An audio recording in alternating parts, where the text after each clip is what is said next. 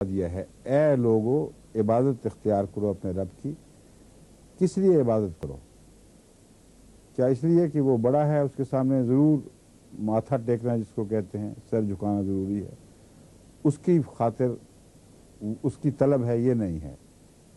فرمایا لعلکم تتقون، تاکہ تم فائدہ اٹھاؤ اور تقوی میں ترقی کرو.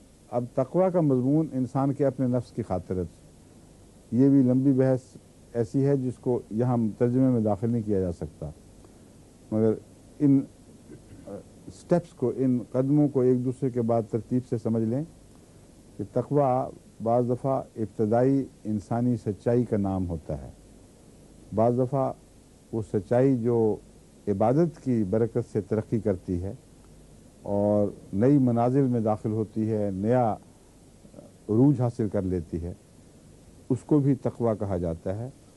اور عبادت کی غرض انسان کی اپنی روحانی ترقی ہے، نہ کہ خدا تعالیٰ کی طرف سے کوئی انانیت کا اظہار ہے. کیونکہ اللہ تعالیٰ دوسری جگہ فرماتا ہے کہ اگر تم سارے میری عبادت سے منہ پھیرو، مجھے کوڑی کی بھی پرواہ نہیں، میری ذات پہ کوئی فرق نہیں پڑتا، میری شان میں، میرے مجد میں کوئی فرق نہیں پڑتا.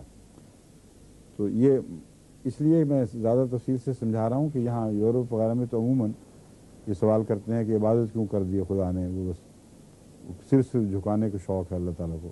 یہ بات نہیں ہے، اس میں بنی نوع انسان کا اپنا فائدہ ہے.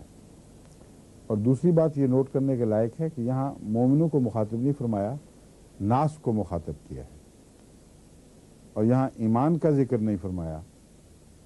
عبادت کا تعلق تمام بنی نوع انسان سے ہے اور ہر ایک کے لیے ضروری ہے، اور اسی لیے سب دنیا میں عبادت کا کوئی نہ کوئی طریق، کوئی نہ کوئی معنی، مطلب ہر قوم میں پایا جاتا ہے. اور جو دہریہ ہیں وہ انسانوں کی عبادت شروع کر دیتے ہیں. تو اللہ تعالیٰ فرماتا ہے کہ اللہ کی عبادت کرو گے تو فائدہ اٹھاؤ گے، ورنہ عبادت تو تم نے کرنی ہے، کیونکہ انسان کی سرشت میں عبادت داخل کر دی گئی ہے. لوگ ہمارے ملک میں تو پٹواریوں کی بھی عبادت کرتے ہیں، کہتے نہیں ہیں خدا، لیکن خدا کے درجے سارے دیتے ہیں. تھانے دار کی عبادت، مولوی کی بھی عبادت ہو رہی ہے، اور مولوی کو جب غصہ آتا ہے تو خدا کی عبادت نہ کرنے پر نہیں آتا، اپنی عبادت نہ کروانے پر آتا ہے. اور یہ ایک حقیقت ہے، اس میں کوئی مبالغہ آمیزی نہیں ہے. ان کی انا کا جب مجروح ہوتی ہے پھر ان کو جوش آتا ہے.